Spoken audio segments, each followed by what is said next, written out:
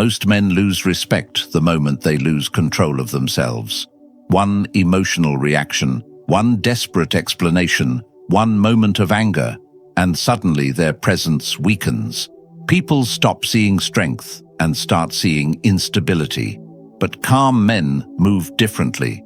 They don't rush to react, don't speak just to fill silence, don't let pressure expose their emotions. And that calmness, it unsettles people. Because in a world where everyone is easily triggered, controlled, and emotionally loud, the man who stays composed stands out immediately. Stoicism teaches that true power is quiet. It's the ability to remain steady while chaos surrounds you. And when a man masters that level of control, respect follows him naturally, without force, without noise, without asking for it. Most people have never been taught this. They were raised in environments where the loudest voice won, where showing anger meant you were serious, where raising your voice meant you had authority. So they grew up believing that intensity equals power, that reaction equals strength. And for years, maybe your entire life, you operated that way. Someone disrespects you, you fire back. Someone challenges you, you defend yourself immediately. Someone pushes, you push harder. And every single time you walked away feeling like you lost something.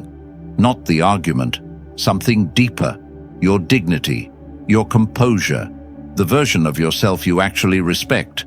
That feeling is real, and it's telling you something important. Epictetus, a man who was born a slave and became one of the greatest philosophical minds in human history, said something that should stop every man cold. It's not what happens to you, but how you react to it that matters. He said this not from a palace, not from comfort. He said this from chains, from a life where he had every reason to be bitter, reactive, and broken. And yet he chose stillness. He chose to govern himself when the world refused to give him anything. That choice is what made him immortal. Because here's what most men don't understand about calm. It isn't weakness wearing a mask. It isn't suppression. It isn't the man who swallows his pain and pretends everything is fine. Real calm is earned. It's built in the moments where you had every right to explode and you didn't.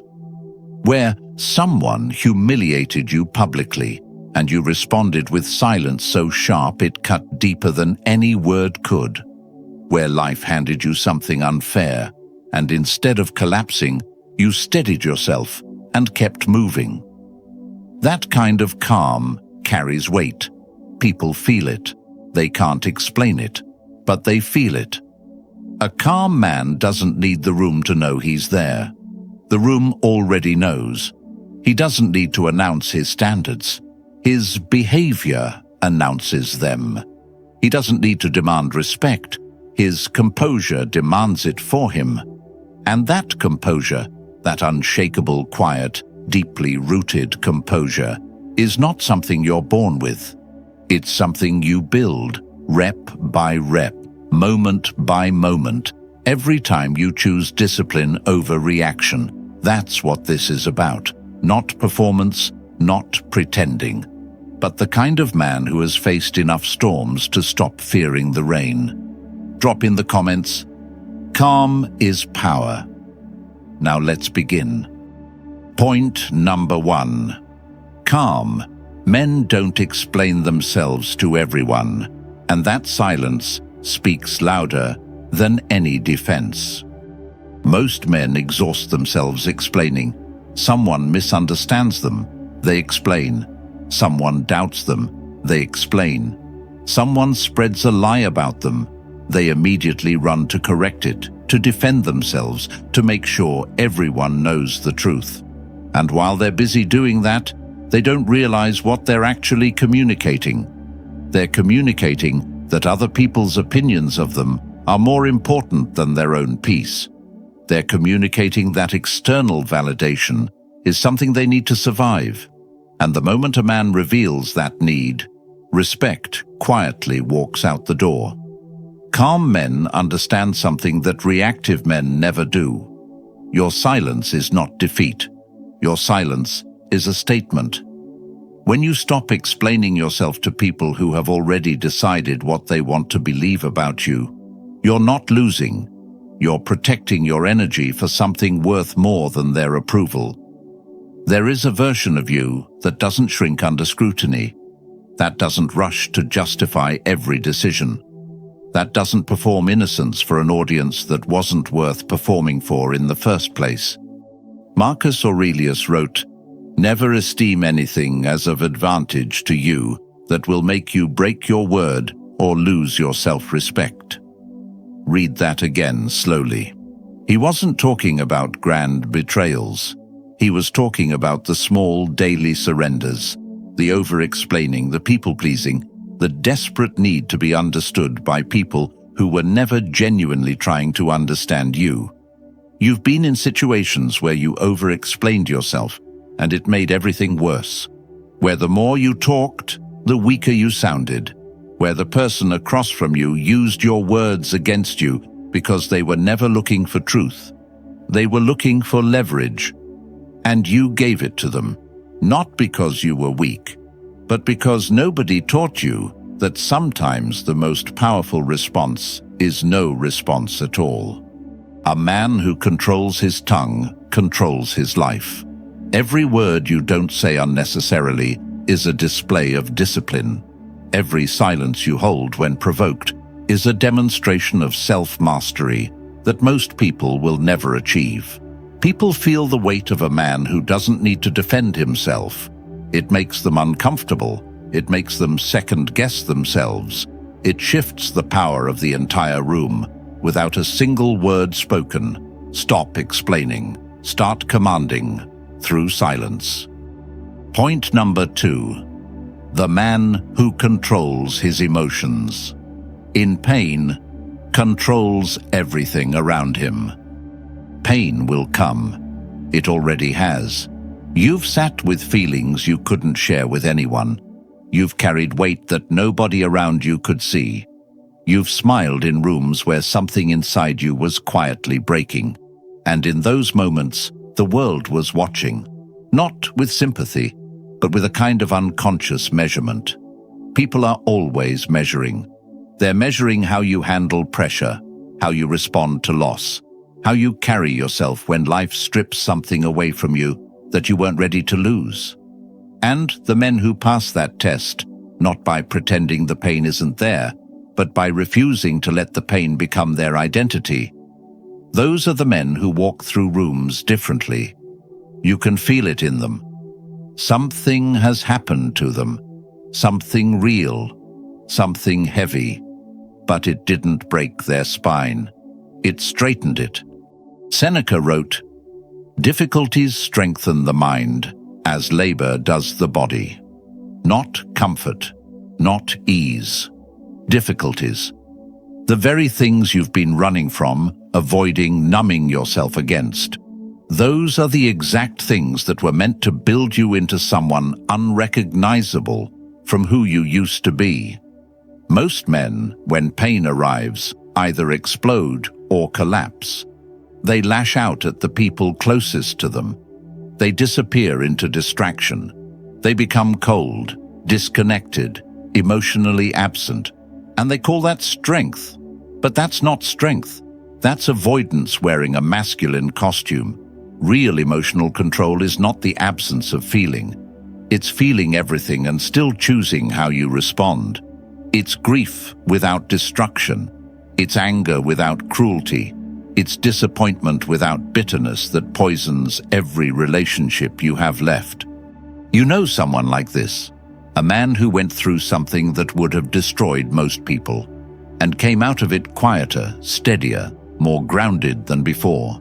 Not louder, not harder in a brittle way, but solid, like something was tested in fire and survived. That man doesn't need to tell you he's been through pain. You already know.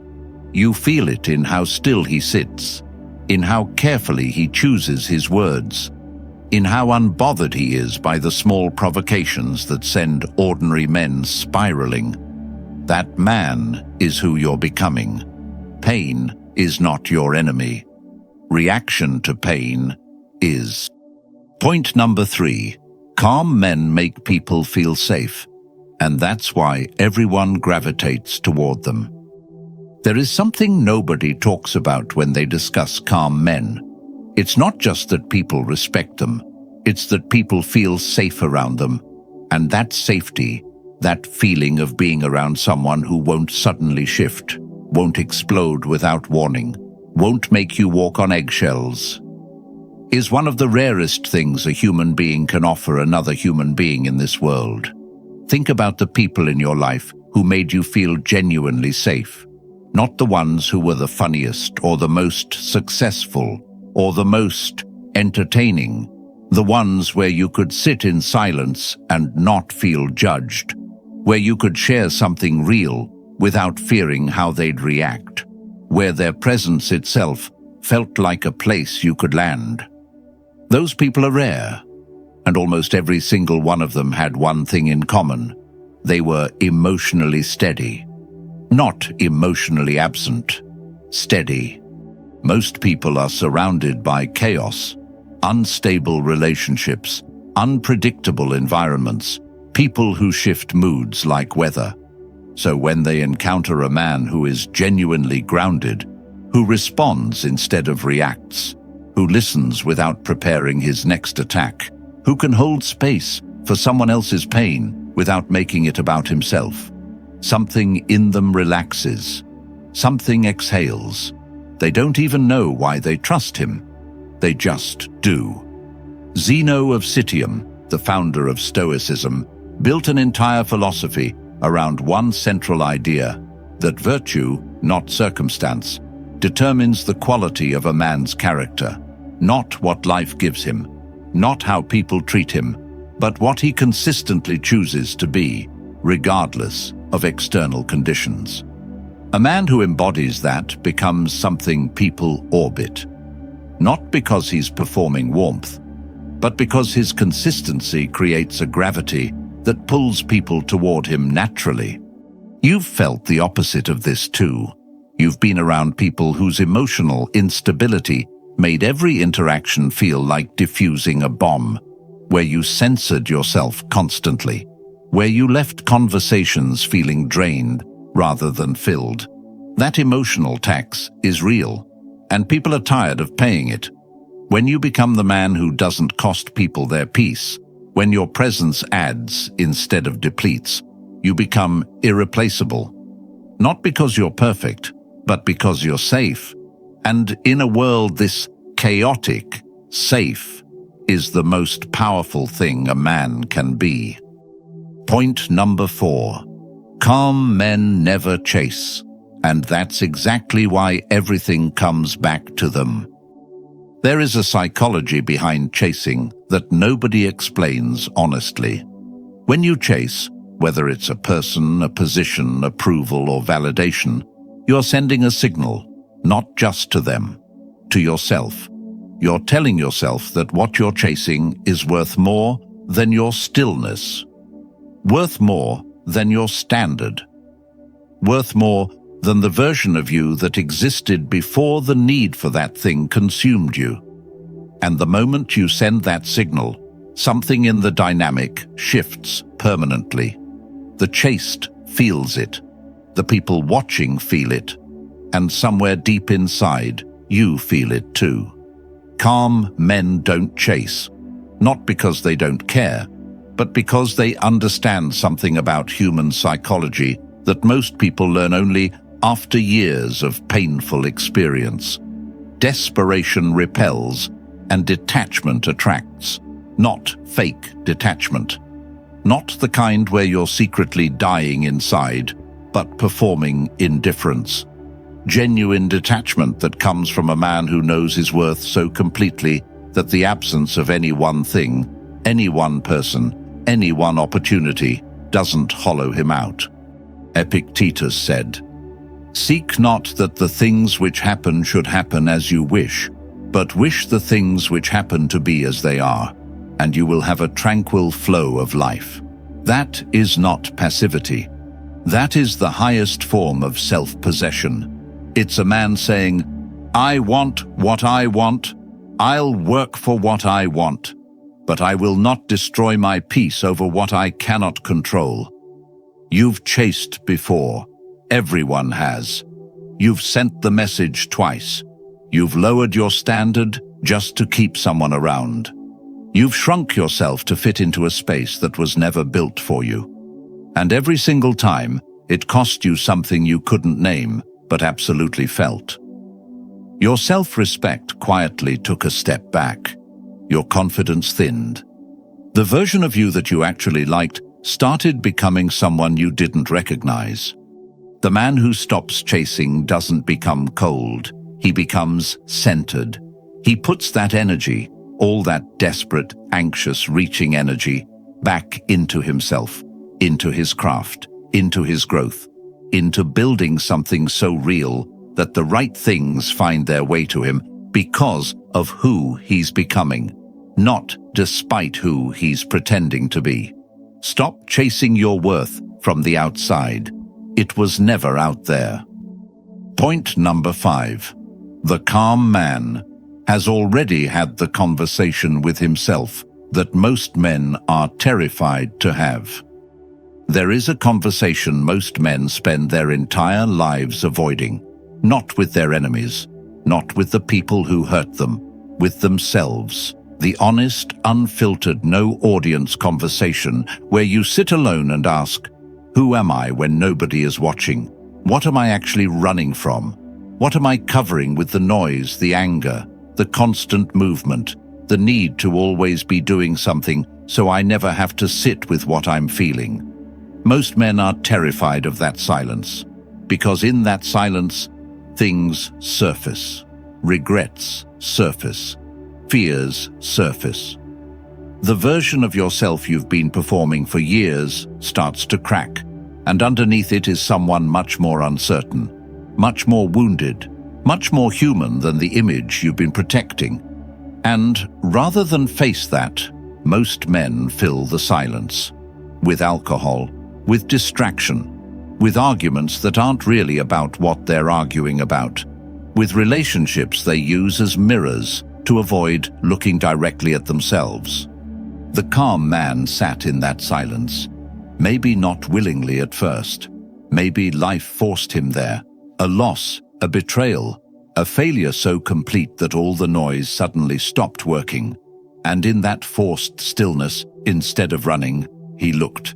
He looked at himself honestly, not brutally, not with self-destruction disguised as self-awareness, but honestly. He acknowledged the wounds without becoming them. He understood the patterns without excusing them. He saw the full picture of who he had been and made a quiet, unannounced decision about who he was going to become. Carl Jung, the psychologist whose work cuts deeper than most spiritual texts, said, "Until you make the unconscious conscious, it will direct your life, and you will call it fate." That line should shake something loose in you. Because how many times have you repeated the same patterns and called it bad luck? How many times have you ended up in the same situations with different faces and wondered why it keeps happening to you? It keeps happening because something unexamined inside you keeps creating it. The calm man broke that cycle.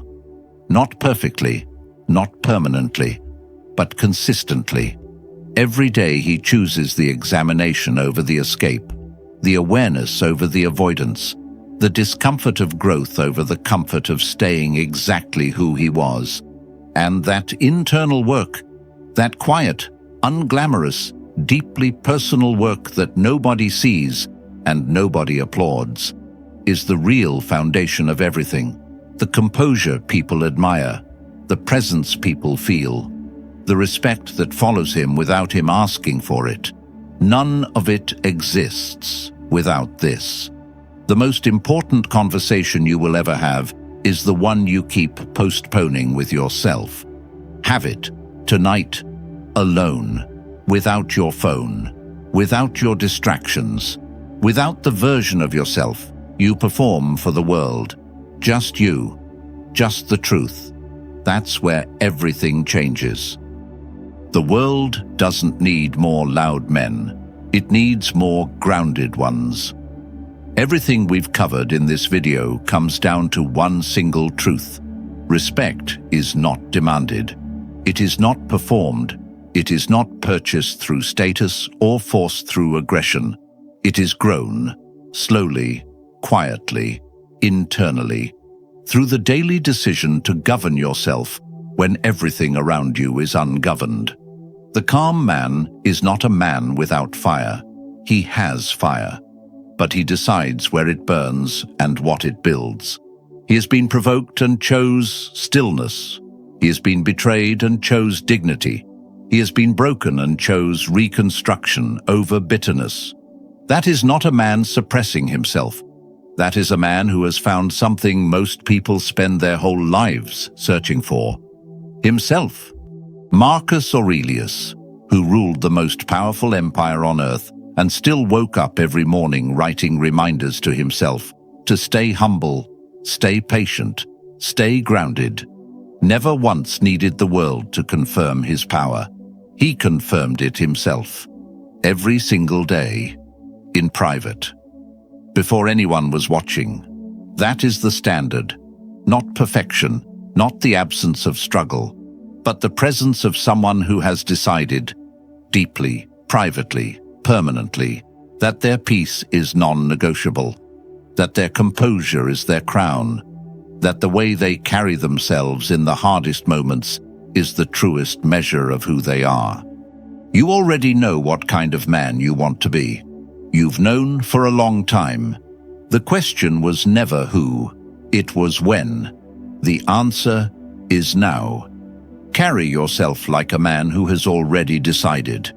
Because that decision, made quietly, held firmly, lived daily, is exactly what makes the room shift when you walk in. No announcement needed.